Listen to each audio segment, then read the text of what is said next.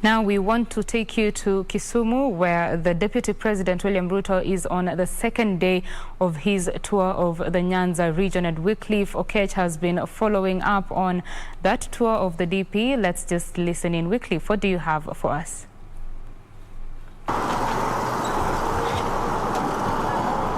Thank you, Betty Kiptum. We are indeed coming to you live from the Kondele area in Kisumu City. Actually, this is the second day of Deputy President Ruto's three-day visit to the Nyanza region. It all began yesterday, actually, when DP Ruto met a delegation of Kisumu residents, including actually people from various sectors, be it the sports, be it the business class, actually. And today he was expected to meet the youth here at the Kondele roundabout here, and for that matter, the people from this area started lining, actually forming crowds here at around 8 a.m. That was expecting actually Deputy Ruto's arrival at around 9 a.m. But that was made to that delayed until afternoon.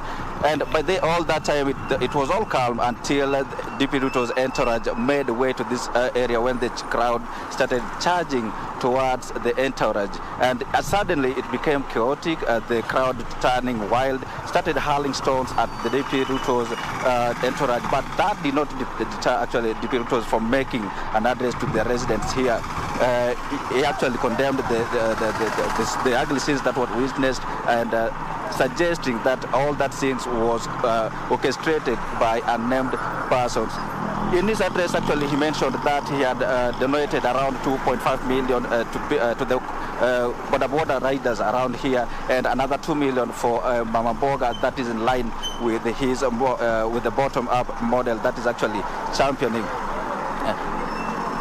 Betty, if you can hear me, Kondele is the area that actually determines, that people often use to determine the political temperatures in Kisumu here. And this is a region that is actually considered a backyard of the ODM leader Raila Odinga. And the crowd here that became chaotic, and soon after the Deputy Ruto's brief address that actually was cut short due to the hurling and heckling. The scene became chaotic, and it actually became a battleground for two groups pitting the police officers and the residents here, the chaotic youth, the erratic youth that were actually hurling stones at the police officers. And at one time, the police officer, one of the vehicles that the police officers were using here was pelted, and actually the windscreen broken.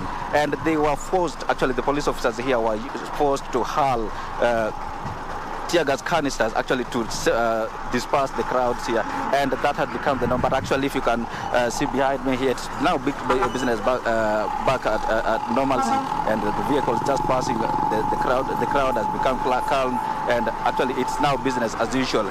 From now, I think from the itinerary that we've been able to establish, the Deputy President is expected to make to address rallies in Migori and actually another in Homabay. We'll be following that actually, and file a detailed report over the same in our subsequent bulletin. But for now, Betty, allow me to hand it back to you in studio so that you can continue with the rest of the bulletin. Betty. Thank you very much, Wycliffe, for that report. Quite unfortunate turn of events there in that particular rally. And of course, Kenyans are encouraged to ensure political tolerance at this time. Oketch will be bringing us a detailed report of Ruto's Nyanza tour. Of course, he's in his second day. Tomorrow will be the third and final day.